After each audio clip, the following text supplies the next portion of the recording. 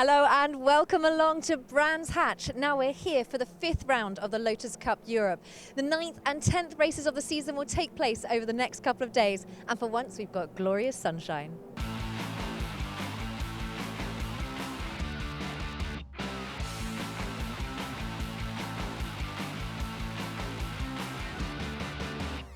Now, with qualifying just finished here at Brands Hatch, it would seem that John Ras is determined to keep on top of that championship leaderboard, qualifying in P1 in production class. Now, Jeremy Lorenko is also following closely behind on that championship table and qualifying P2 overall. So let's go down there and find out how the drivers are feeling ahead of race 1.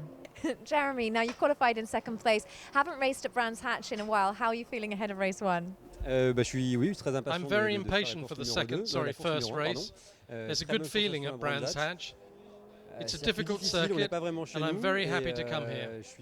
There's a good atmosphere, people are very nice.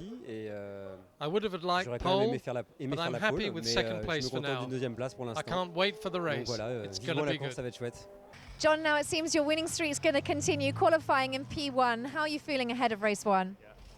As I said, I don't want to talk too fast, but I know I'm doing a lot of mistakes on this track. I know a little bit of track. I went there 2 years ago in a 211, and then I used to drive my old Exige there. But this car is different, and I still have to learn the car and the track. So, yeah, I don't want to talk too fast. Now, it's a difficult circuit. It's quite fast out there in certain places as well. Well, how are you finding it to drive? It's a really difficult circuit to learn, and you don't have to brake a lot. You have to keep a lot of speed, and for people like me, it's not easy. So we have to learn, and we learn slow. So maybe I will try to go fast, and I hope I will do my best for the race. John, well, congratulations, qualifying in P1. Obviously not raced here in a couple of years. What's it like out there? It's good. It's a lot better than it was when we tested here a few days ago, which was bucketing down with rain. But yeah, the track's good. Car feels good. You know, looking forward to the race.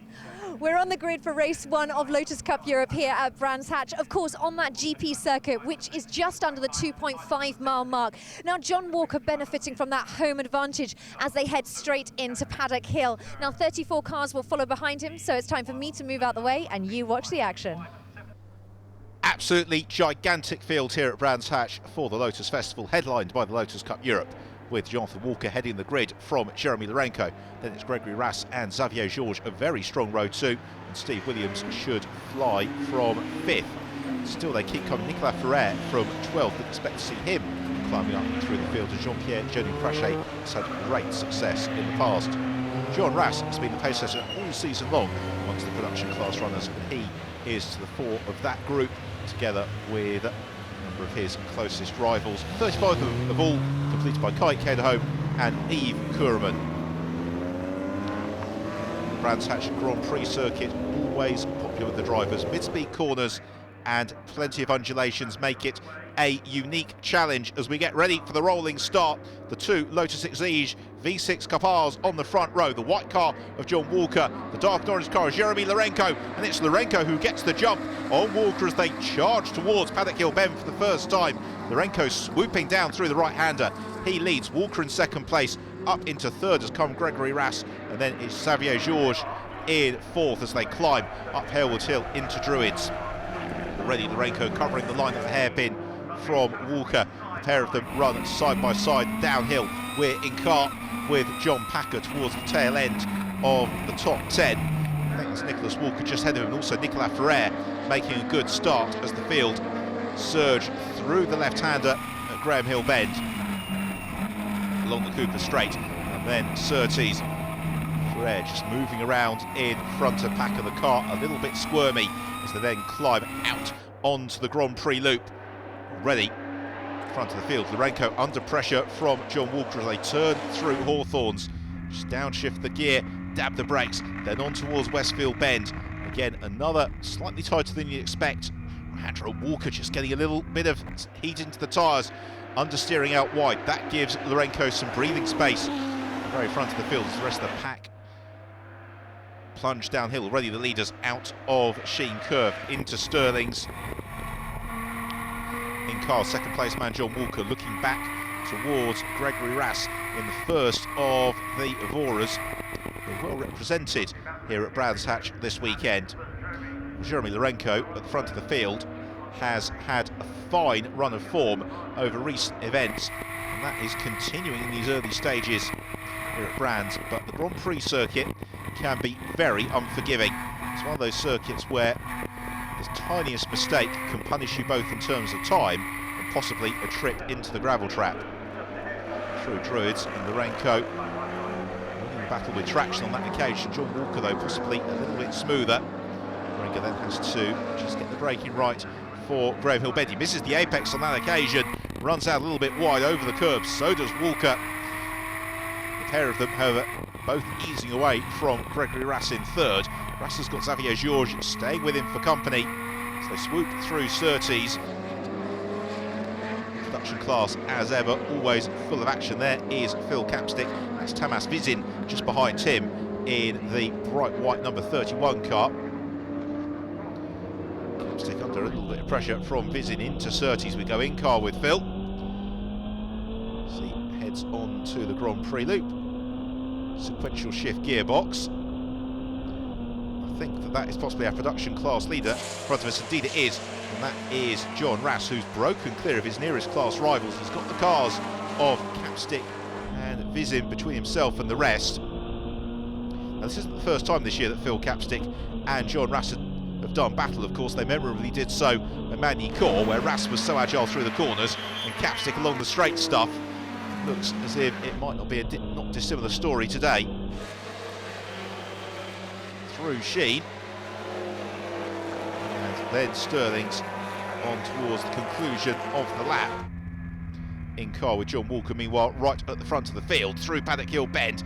Plenty of steering lock from Walker as he pursues Jeremy Lorenko. Now this is slightly different from Lorenko's recent trials because he's not breaking away in quite the way that he has been doing. Downhill into Graham Hill Bend, and Lorenko misses his apex by a long, long margin, and that's the opening that Walker needed. He snatches the lead of the race and bursts through past Jeremy Lorenko. It was a tiny error from Lorenko, and it's compounded by trying to retaliate into Surtees, and that forced him out wide as well. So as a result, he has lost that place, and he's lost a little bit of ground. Fortunately, however, Gregory Rass in third place isn't really near enough to challenge. The pair of them in front of the field through Hawthorns on towards Westfield Bend. This is the section of the circuit the drivers absolutely love. Brands Hatch Grand Prix loop, completed in the early 1960s, held its first World Championship Grand Prix in 1964, and if you get a chance, do look up the film Brands Hatch Beat, which is a colour film of that first Grand Prix on the Brands Hatch Grand Prix circuit. What you would see is just how little the layout of the track has really changed. Well, there's Steve Williams in the Evora, who's just beginning to close up on to Xavier Georges. The fight for fourth and fifth as we ride in car with the race leader John Walker out of clearways and along the Brabham Straight, which is quite evidently not a straight at all. And climb uphill into Paddock Hill Bend. Downhill, along, over the curb. And then up Haywards Hill towards Druids. That's being reeled off very rapidly. Just in the high 1 minute 36 second bracket there is Nathalie Genu-Prache. She is currently just behind David Harvey in the unique 340R. Nathalie's been getting faster and faster through the course of the season. Jean-Pierre Genu-Prache, spouse is broken, some way clear of that scrap. They're also joined by the bright red 211, that is Benoit Roger. Here is the front of the production class, and John Rass, Belgian driver, looking imperious. In car then with John Packer. He's found plenty of people to play with, and Packer has been increasingly spectacular this year. Very impressive pace throughout the course of each weekend. He seems to get quicker as the weekend unfolds. That train of cars then headed by the white number 6 car of Nicholas Walker. He has got Christophe Lisandre just in behind him. John Packer towards the tail of that group. I think it's possibly Philly Loop who is just up ahead of him. rather Jean-Baptiste loop. In fact, Philippe, of course, driving Exige V6 car, Jean-Baptiste in the 211. As front of the field, we have got Jonathan Walker beginning to ease away from Jeremy Lorenko. Lorenko in pursuit, still through Paddock Hill Bend. And that's looking a little bit smoother from Lorenko compared to earlier in the race. Just those solid, positive turns to the steering wheel. That means he's got the car working as he wants to. It means he's finding the grip as he wanted it to be. Downhill out of Druids, the left-hander at Graham Hill Bend next along. And another slightly sideways moment from Lorenko. He's not enjoying the left-hander at all. But that time around, the tail of the car just kicking out. A couple of laps ago, it was understeer that cost him the lead of the race. And that time it was oversteer that cost him a couple of tenths of a second. And it means that John Walker is now beginning to open up an advantage that is going to be somewhat challenging for Lorenko to chase down. Back to the head of the production class still, John Rass. He's got a nice, healthy buffer, as has been so often the case this season. And again, the shot into the cockpit there, Rass, just a very solid, positive turn on the wheel. Meanwhile, there is Christophe Lezandre, the 211, who has just dropped away a little bit from Nicholas Walker. And in terms of the overall championship, this is beginning to look very good for John Rass, because he is being helped a lot by one of his principal championship rivals, Jeremy Lorenko, being embroiled in a battle at the front of the field with Jonathan Walker. Meanwhile, this is a fight a little bit further behind in the production class. Jason McAnulty it is, in black and purple car. As here is the fight at the front of the field, and Jeremy Lorenko, when we last saw him, had lost touch a little bit with Jonathan Walker. That is no longer the case. He is now right onto terms with Walker as the pair of them sprint along the Brabham Straight on the brakes towards Paddock Hill Bend. And that time around, I'd say Lorenko brakes a little bit later than Walker. Meanwhile, we've got a challenge ongoing in the production class. Looking to the inside at Hawthorne, but not finding a way through is Markus Nikovic. This is the fight for second in the production class. Jason McAnulty has got his nose just in front. These production class Elises running in very close company as they follow Dinkeldale, climb uphill into Sheen Curve. That's the man they're chasing, John Rass. And Rass, as you could sense from that picture, has got something in the region of a 6-second advantage in the production class. John Walker, in the lead of the race, has got something of a 1/10 of a second advantage, because here comes Lorenko out of Surtees, down Pilgrim's Drop into Hawthorne. Lorenko thought about a move. Now they're getting in and amongst the traffic, which is going to make things appreciably harder for John Walker, because he's the driver who's got to pick his way through the path, and it means that Lorenko can follow behind us. Lorenko flings his car sideways coming through Westfield Bend. Gives you a sense of just how hard the two leaders are trying. They've got more traffic in the form of one of the production class Elises ahead of them, which is about to be caught fairly imminently. Well, for all the spectacle outside, in the cockpit with Jeremy Lorenko, it seems very controlled, as Walker's caught one of the slower cars at just the worst point of the circuit. He backs off through clearways, and it means that Lorenko is going to be in a position to challenge surely along the Brabham Straight. Lorenko goes high, wide and handsome, and it might just work for him as they swoop downhill. They've got Rob Woolridge just ahead of them as Lorenko takes the lead of the race around the outside of John Walker. They climb into Druids. Lorenko, can he hold on to the lead? He runs a little bit wide through Druids, but crucially, he's got the inside line for Graham Hill Bend, and he squeezes out Walker. Walker looks for the switch back along the Cooper Straight, nothing doing. And again, all very calm for John Walker. He's just waiting to see what happens. As Lorenko makes a mistake into Surtees, he drops two wheels over the curb and runs wide. Oh my goodness me, for Jeremy Lorenko, he's had the lead on 2 occasions, and it's been driver error that has cost him twice so far in this race. But he might get a couple more cracks at this, because we've still got a lot of traffic to overcome. That's Max Alves in the bright orange car.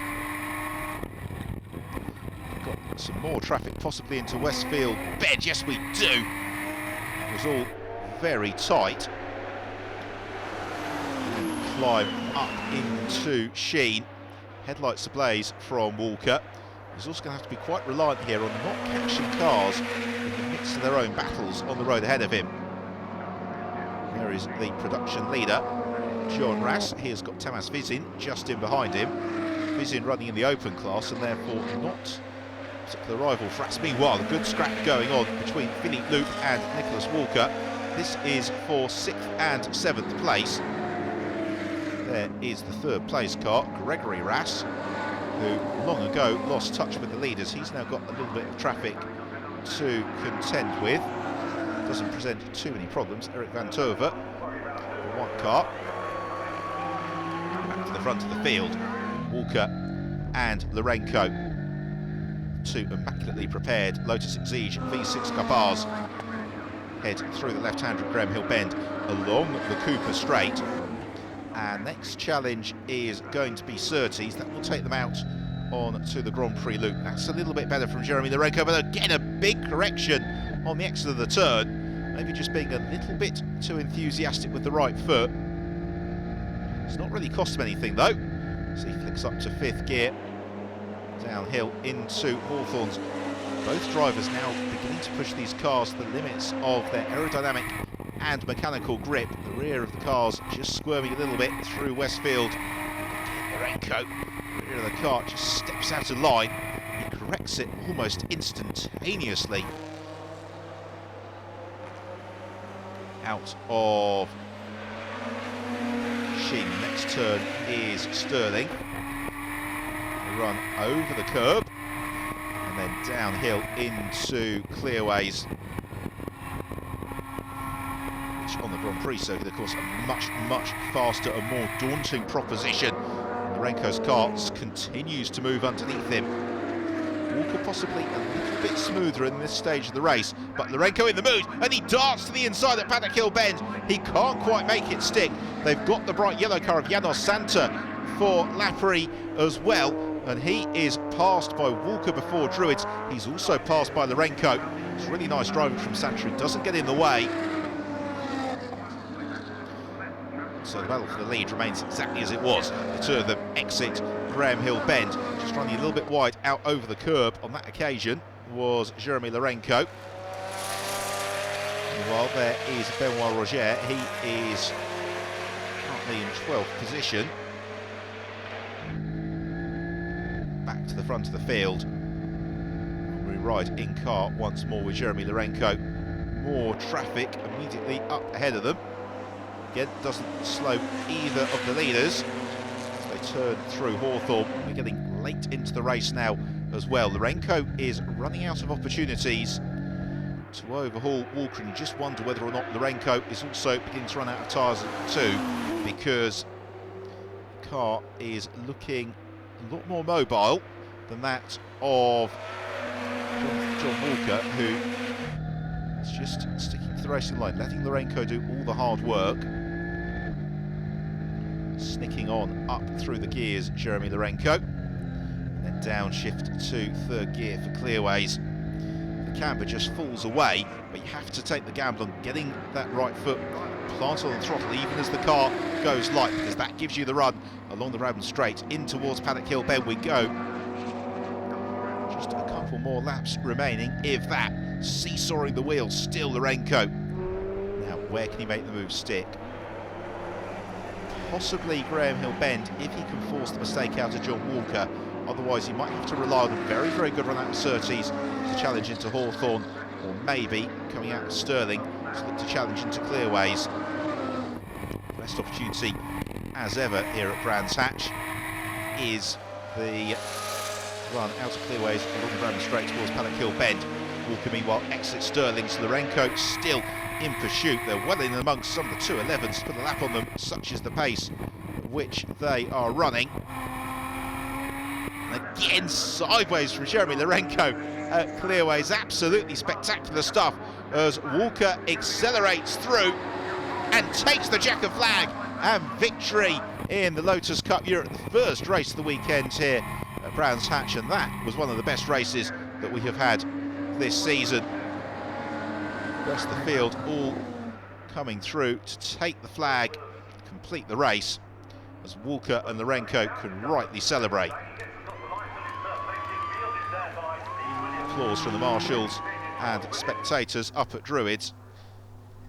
Let's take a look at the final results then, with victory for Jonathan Walker. Great scrap with Jeremy Lorenko. Third place going away to Gregory Rask and Steve Williams, overhauling Xavier Georges to take fourth. It's another super performance from John Rass. He took production class honours from Jason McAnulty and Marcus Nikovic. All three of them, though, remarkable drive to finish inside the top 20. Race that was thankfully low on casualties, with Yves Kureman completing the field. On the way, though, we did unfortunately lose David Harvey and Phil Capstick, amongst others.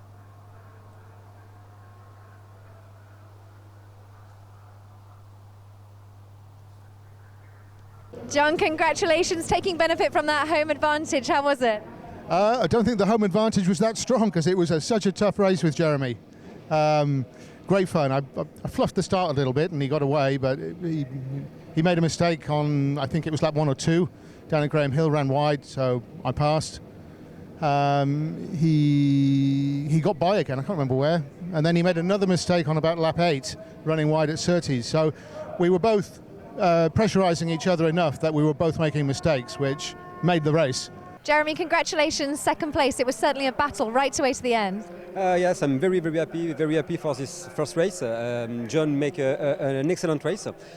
I make 2 mistakes, and it's a race. I'm very happy, much fun, much pleasure.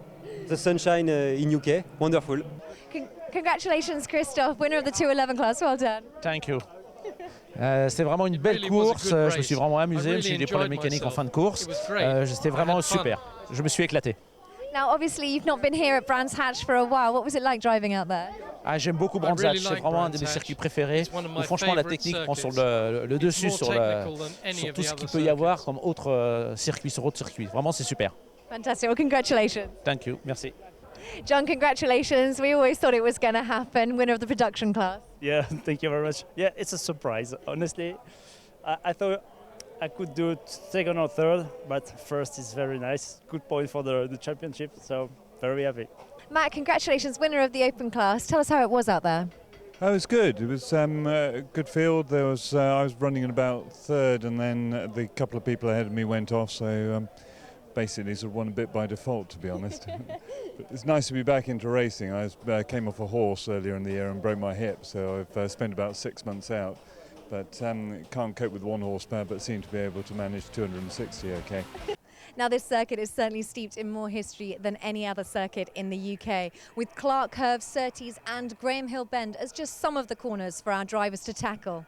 Using the Grand Prix loop means they require extra concentration with those fast straights and sweeping curves, so there's certainly no room for error out there today.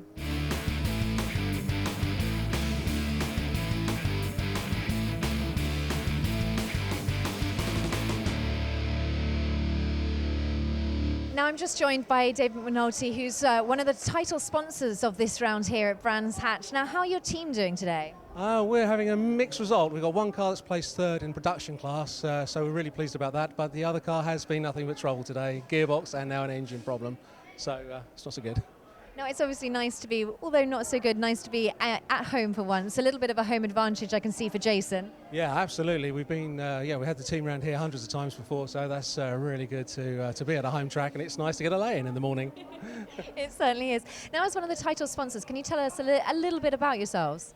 Yeah, we're branded care homes. We provide very high quality care for old people, and we're trying to expand into a franchise opportunity for investors coming in and bringing in Able Care franchise care homes across the UK. And also enjoying a little bit of racing on the weekends. Yeah, it's really good fun, and obviously there's a lot of people here that have a lot of money that they need to invest. So we have the right investors in the right place, and hopefully our brand gets out there. We're back on the grid for race 2. Now yesterday a battle between John Walker and Jeremy Lorenko resulted in John Walker benefiting from the home advantage. But can Jeremy Lorenko turn the tables today? Now back further down the grid in production class, John Rass proves unstoppable. So it's time for me to move out the way and you see the action. Second race of the weekend, same grid as race 1, but this time round a standing start. It's a brilliant getaway from Xavier Georges from 4th on the grid. Also, Jeremy Lorenko is poised to get the jump on John Walker as they arrive into paddock. Lorenko squeezes Walker. Walker's going to try and force his way through. Gets a little bit congested behind, and somebody takes a trip through the gravel trap. It's one of the 211s, and possibly that was Christophe Lizandre. As at the front of the field, it's Walker from Lorenko, then Ras, Xavier Georges, and then Steve Williams is in 5th. He has got Nicholas Walker in 6th, challenging him. Still a little bit wild as they went through Druids. In the heat of the production class battle, Marcus Nikovic is the target for David McAnulty. And they're all jostling for position. This is pretty lurid in these early stages. John Ras, however, you can just see him at the front of the picture, who leads the production class on this first lap. Meanwhile, we're exactly as we were at the end of race 1, which is Lorenko in pursuit of John Walker. It's a pair of them accelerate out of Hawthorns on towards Westfield Bend. This time around, though, Gregory Ras a little bit closer to them, already through this first lap of the race. It's Ras in 3rd, Xavier Georges in 4th from Steve Williams. Nicholas Walker, and then I think it's John Packer who is next along. Turn through Sterling's, using the camber to full advantage. Really satisfying corner to drive Sterling's if you get it right, just because the way that it propels the cars out onto that very steep downhill run into clearways.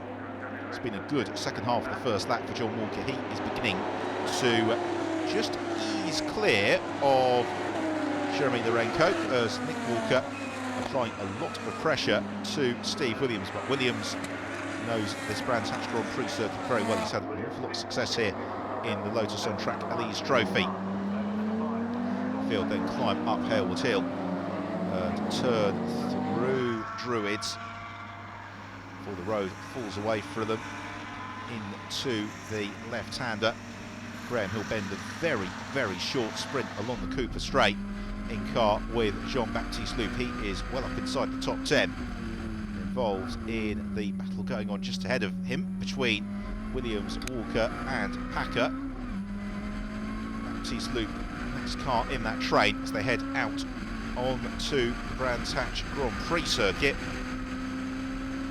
The road dropping away. They arrive into Hawthorns, an intimidating challenge for the drivers, even with a slight increase in runoff in recent years. The barriers still feel incredibly close. Westfield Bend, the road just drops away down into Dingle immediately climbing into Sheen. There's a blind turn into Sheen. You see the corner almost after you've taken it. There is Ras in 3rd again, who has been dropped by the pace from the leaders, which was so relentless in race 1. It's continuing that way in race 2. Here we go then, Lorenko has got a good run through clearways on this occasion and is looking to chase John Walker as the pair of them separated by just a car length in towards Paddock Hill Bend. Lorenko takes the high line, Walker defends to the inside. Is there space for Lorenko? He's looking for the switchback possibly. Walker just carries enough pace up out of paddock to be able to cover the inside line for Druids. He's got to be careful, he doesn't understeer out wide on the exit. He doesn't, but Lorenko can close right onto his tail. A pair of them run downhill into Graham Hill Bend. They swoop left, accelerate on, moving up through the gears, and then on the brakes again to Surtees.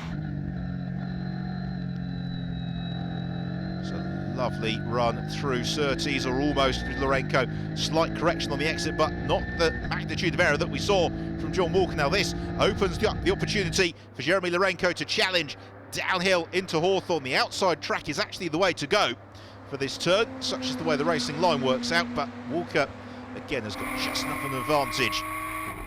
But you do wonder whether or not he's going to be able to sustain this sort of pressure for the full 30-minute race duration.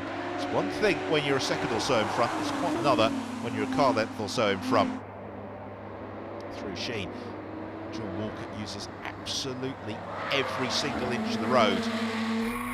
Again, the same through Sterling's. Both drivers just ride a couple of wheels over the curbs, but Lorenko's got a good run towards clearways. You get a feeling it's going to be very challenging for Walker to defend this into Paddock Hill Bend, because Lourenco gets a superb run through clearways and in fact is going to make the move far earlier on the Brabham Straight. He draws alongside John Walker and accelerates past into the lead.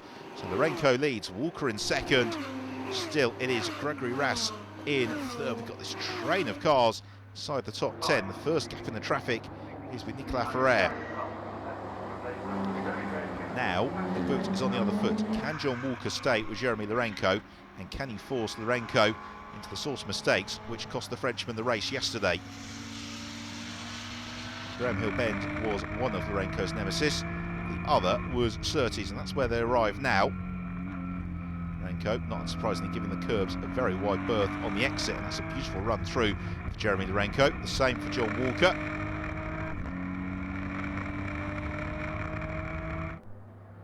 Using the gear ratio to good effect as Lourenco is beginning to ease clear. There is Gregory Rass in third position, and Rass not quite as distant as he was at this stage of the race. First race of the weekend, but at the same time, he's not putting the leaders under any particular pressure, but then John Walker is not putting Jeremy Lourenco under any particular pressure. Now that Lourenco has got through, he is beginning to romp clear.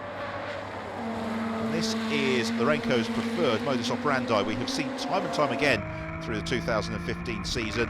Jeremy Lourenco likes to get out front in the lead of the race and break away from his rivals. That has been an electrifying lap from Lourenco. It's been enough to build a lead of something like 2.5 seconds over John Walker. A pair of them power through. Next good scrap is the one for fourth place, because Xavier Georges is under real pressure from Steve Williams. Climb up to Druids, the two leaders. Walker a little bit more confident on the brakes into the hairpin than Lourenco. Already it feels like he's got a little bit of a mountain to climb. Here's the fight then for fourth. The sky blue and orange car, Xavier Georges, the black Evora of Steve Williams. They have also got Walker, who has come to join in with them as well.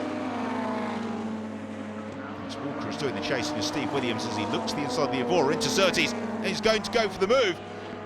Very nicely done there by Nicholas Walker. He caught Steve Williams by surprise, and the Evora driver had to give second best as the two leaders already turned through Hawthorns. Rass in third. Fourth place George, who's now got a little bit of breathing space with Walker chasing him down. Then it is Steve Williams who has slipped into sixth place. So it's two Exige V6 Capars leading the Evora, and then another brace of Exige V6 Capars and the Evora. It's the top six. Walker trying to come back towards the Lourenco, but you can see just how hard he's pushing. Drops the car right over the curb on the exit of Surtees. There's a big correction as well on the way into clearways. Now picks up the throttle along the Brabham Straight. Moves up to fifth briefly before he gets on the brakes towards Paddock Hill Bend. Oh, and Lourenco goes completely sideways through Paddock. A huge moment for Jeremy Lourenco. That's surely going to cost him the lead of the race. In fact, it doesn't. Somehow he is able to maintain the advantage, but for a moment that looked like he was heading destination tyre wall, because the car completely snapped away. Lourenco having to correct it. It goes back to what we were saying at the very start of the programme. The Brands Hatch Grand Prix circuit can bite, and it can bite suddenly. Lourenco has discovered that on several occasions already this weekend. Somewhat bizarrely, the biggest mistake doesn't cost him the lead of the race. It's now back to John Walker. What can he do in terms of overhauling? Meanwhile, a little bit lower down the field, Thierry Verheest is in pursuit of Eugène Praché. Verheest in another of the Evoras. They've got Christophe Lysandre ahead of them. And what is Eugène Praché signalling? She's possibly waving Verheest through, recognising the Evora driver is a little bit quicker, doesn't want to get involved in a scrap that's going to ruin both of their races. Jeremy Lourenco, Jonathan Walker are locked in battle at the front of the field, and this is the train of cars headed by Kai Kederholm, who they are about to catch, and that is going to make things very tricky indeed, because we always see great racing amongst the production class. It's Rob Woolridge then who we would see second in the queue, and Charlotte Burridge in bright yellow car is in third in that group, just ahead of Eric Van Turve. As they turn through Surtees, head on to the Grand Prix circuit. Here come the race leaders. John Walker doing everything he can to get back onto terms with Jeremy Lorenko. Lorenko, though, has been the pace setter throughout the course of the weekend, and but for one or two mistakes, would surely have driven off into the sunset by now. Meanwhile, Eric Van Turve looking for a move to the inside at Hawthorne and is able to squeeze through. That's well done by Van Turve. Rob Woolridge is his next target. Oh dear, and that's a blow up for David McAnulty. A great shame, because he was running very strongly in the early stages.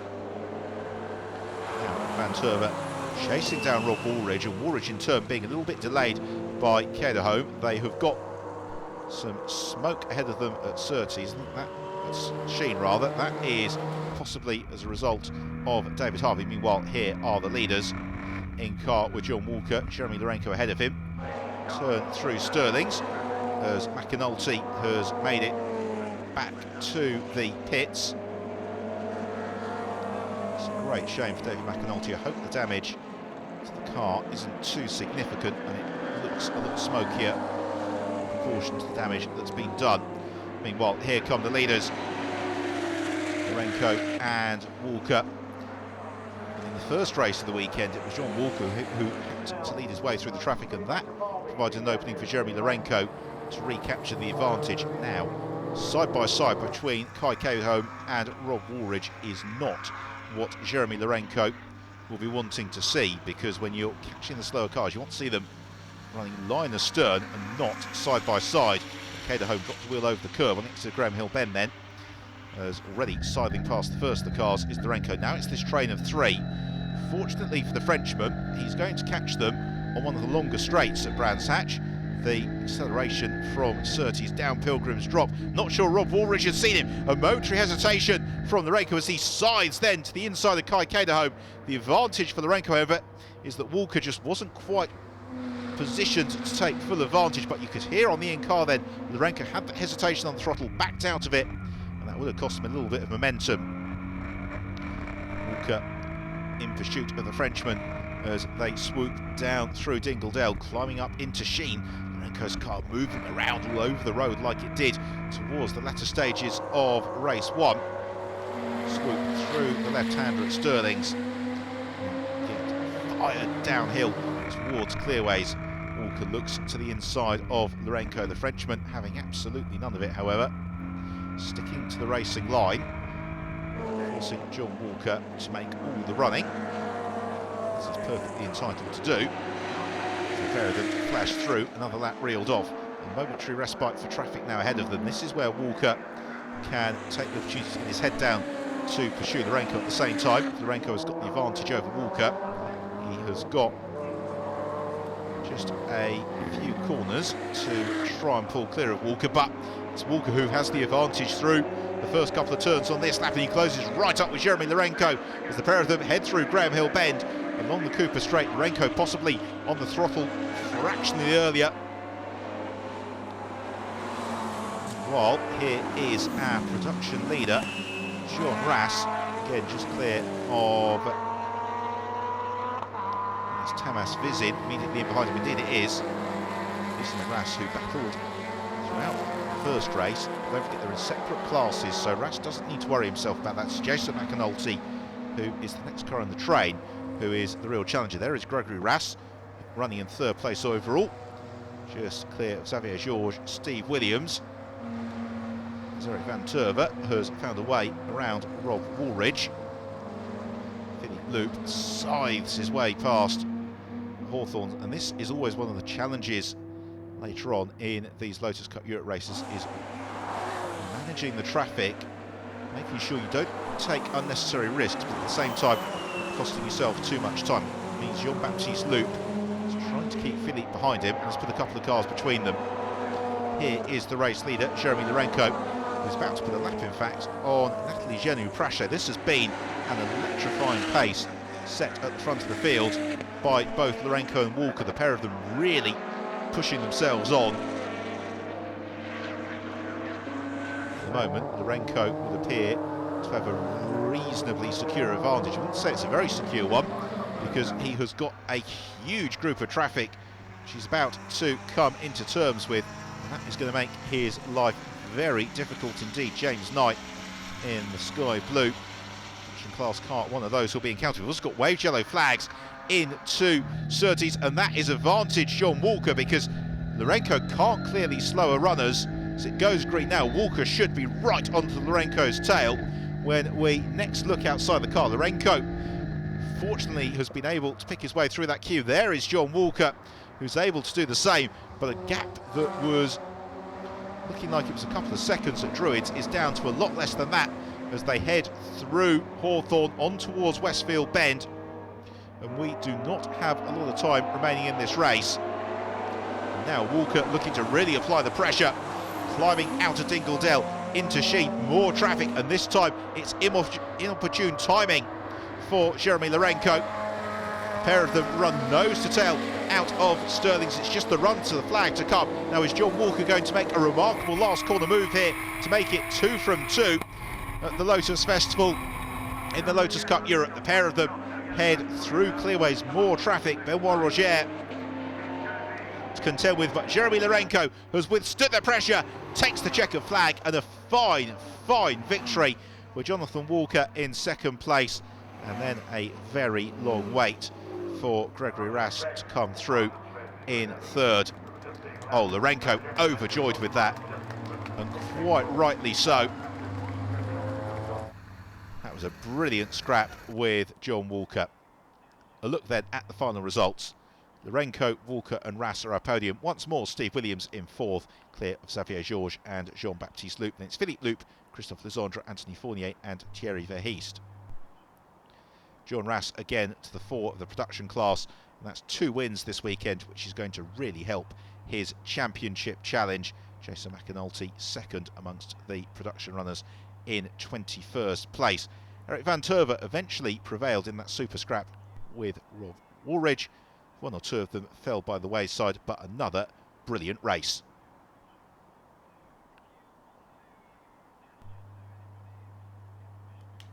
Jeremy, congratulations. You managed to turn the tables today.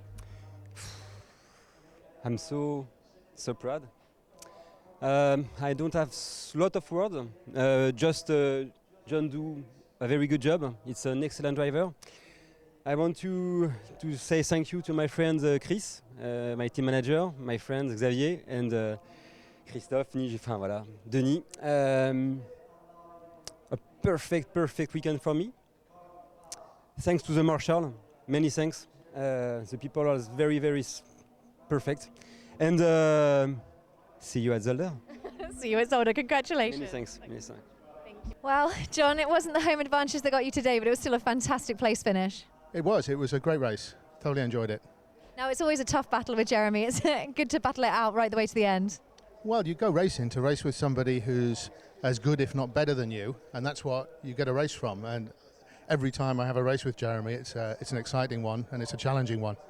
Fantastic. Well, congratulations. Thanks. Now, Jean-Baptiste, congratulations. Winner of the 211 class. How was it? This race was really good, but yesterday was not really good because I have my engine limit around 5,000. But today we found the problem and resolved it, so I win the race. I'm really happy. Very happy indeed. Now, it's obviously fantastic to drive on the GP circuit at Brands Hatch. What were your favourite moments? I think it's the first corner and also the start of the race, because you have a lot of pressure and the track is really short, so lot of pressure. It's really good when you are racing. Fantastic. Well, congratulations. Thank you very much. Nicholas, congratulations, winner of the Open class. Obviously a fantastic race here at Brands Hatch on the GP circuit. How was it?